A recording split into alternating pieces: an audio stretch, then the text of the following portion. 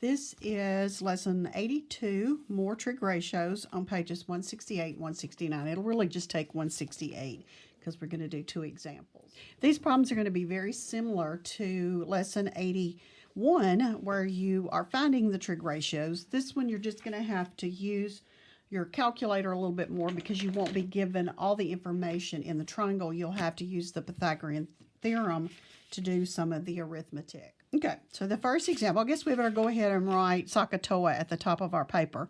SOHCAHTOA, remembering that trigonometry, right triangle trigonometry, sine is the opposite leg over the hypotenuse, cosine of an angle is the adjacent leg over the hypotenuse, and the tangent is the opposite leg over the adjacent leg. And we'll do two examples.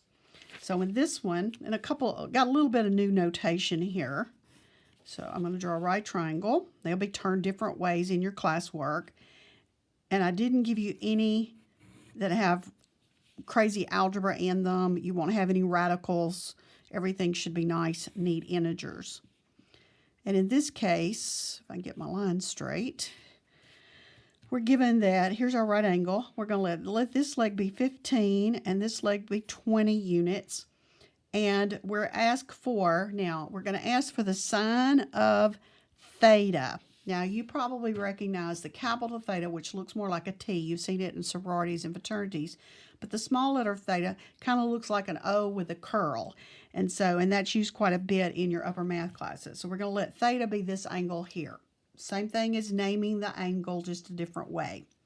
So I want to know the sine of theta. Well, we know the sine is the opposite leg over the hypotenuse. Well, from theta, we see that 20 is our opposite leg, but we don't know our hypotenuse. But we know that in a right triangle, that if I know two of the sides, I can find the third one. So in this case, I need to know the hypotenuse. I'm going to call that my x.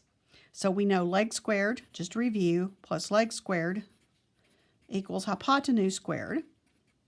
So the legs are 15 squared and the 20 squared, and that will give me my x squared. And all of these will come out nice, even numbers.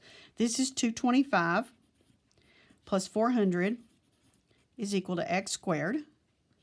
And so 625 equals x squared. And if you want to know x, when you know x squared, you can take the square root of both sides. And this is what I'm talking about, coming out even. When you take the square root, if you get, like we know, square root of 12 breaks into 2 square root of 3. You won't have any like that. They're all going to be nice, perfect squares. So if you don't get a nice number here, then you will need to go back and look at your arithmetic, make sure you copied it down correctly.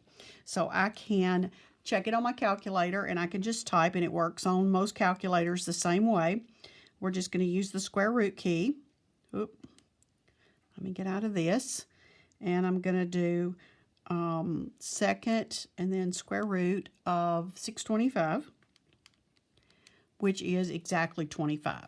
So that's our hypotenuse. Now we can go back to our sine. The sine of theta is the opposite leg over the hypotenuse. And you want to be sure and reduce these. 5 will go 4 times and 5 times, and you get 4/5. Number 2. Okay, we're going to draw a right triangle going this way. I'm going to put my right angle over here. Now I'm going to draw it this way. It'll be easier for me to see it if I can connect them if I can see them a little bit easier. And we're going to let the hypotenuse be 26. We're going to let this leg be 10. And we're going to put theta right here. And we want to know the tangent of theta. Now, I don't think I gave you anywhere you'll look at it. Like in this case, if I ask you for the sine, you have the opposite over the hypotenuse, and you can do it. But in every one of them that you'll have to do the Pythagorean theorem.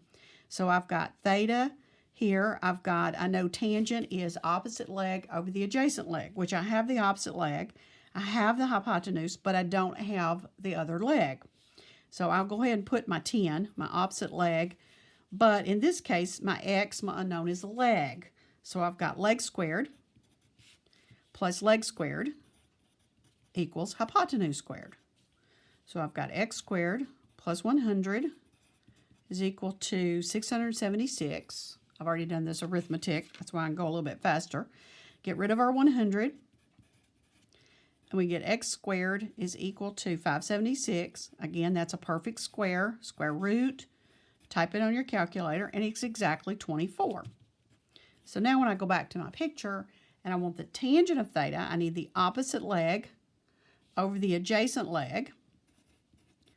And all of them won't reduce, but in this case, both of these I can divide by 2 over 2. You can do it canceling. You can do it in your head several different ways. 10 divided by 2 is 5, and 24 divided by 2 is 12.